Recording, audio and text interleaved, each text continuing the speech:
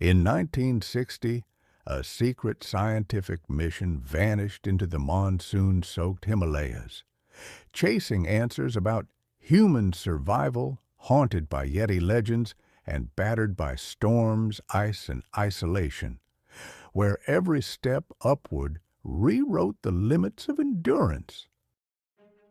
Hey, glad you're here. Welcome to the Himalayan Journals.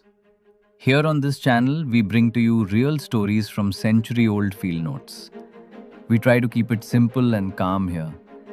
Think of it as a documented history of the Himalayas from the early 1900s, covering stories of indigenous wisdom, epic expeditions, and groundbreaking science passed on just as they were recorded. Subscribe, zone out, binge. In 1960, the venture formerly titled the Himalayan Scientific and Mountaineering Expedition set out from Kathmandu under the leadership of Sir Edmund Hillary. Despite widespread publicity that suggested a search for the Yeti, the central purpose of the expedition was physiological research. For 9 months, a team of doctors planned to study the effects of altitude on the human body, supported by extensive equipment and a strict testing program. Alongside this, ran a meteorological study. The Yeti search existed partly at the request of the sponsors, World Book Encyclopedia, and partly to occupy members of the party while huts were built for the scientific work. A mountaineering program was added, ending with an intended attempt on Makalu to provide useful comparisons between climbers with differing periods of acclimatization. The first group left Kathmandu on September 13, 1960, heading for the Rolwaling. Hillary led the party, which included zoologist Marlin Perkins, biologist Larry Swan, photographer George Lowe, physiologists Tom Nevison and Mike Gill, and several others. Following the Charco route during the monsoon, they established a preliminary base at Bedding.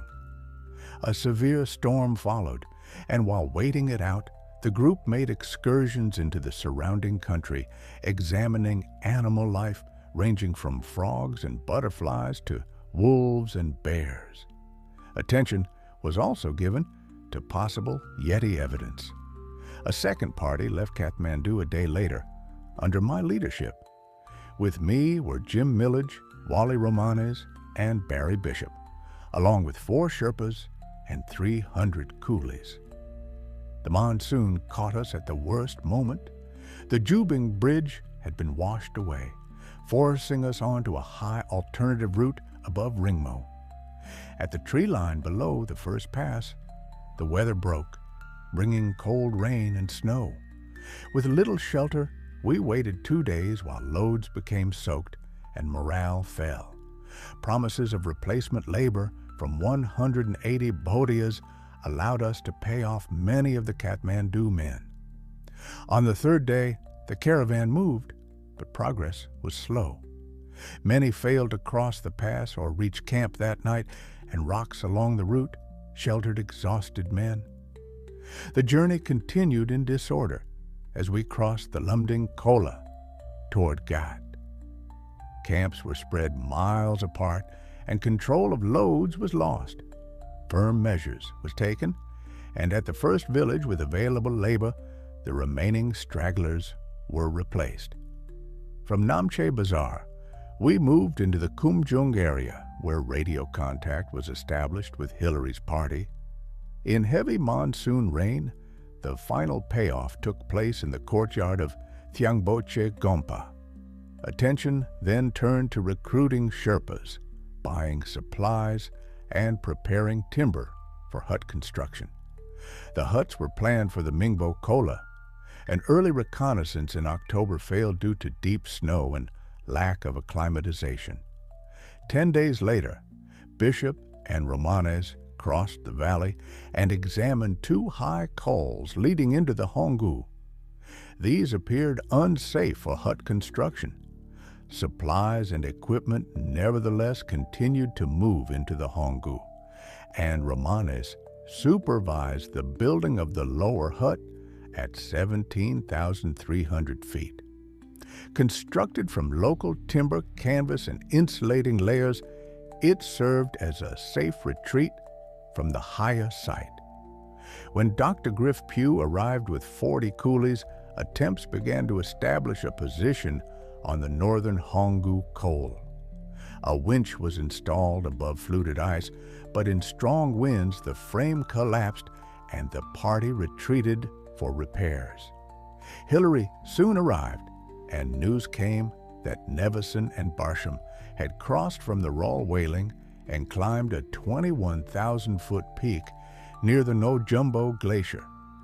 The Yeti search in the Roll Whaling produced many false alarms, though several tracks were followed and photographed. One set, likely from an animal of fox size, closely resembled earlier Yeti prints. Skins of blue bear were obtained from Tibetans, and many Sherpa reports of Yeti sightings appeared consistent with this rare animal. With Hillary's arrival via the Teshi Lapcha, the first stage ended. The party was acclimatized, minor climbs had been completed, and the scientific work had been rewarding. Construction then focused on the upper hut. After abandoning the exposed call site, a safer location at 19,150 feet was chosen. The Silver Hut, built from prefabricated plywood sections insulated with polystyrene, was assembled and anchored securely for winter use. While work finished, Millage and Ang Tsering climbed a peak east of Amadablam. Elsewhere, exploration continued in the Imja region, including attempts toward Lhotse Shar. As summer parties withdrew, Hillary departed on a world tour with the Kumjung Yeti scalp, and the wintering party moved into the huts to begin the long scientific vigil.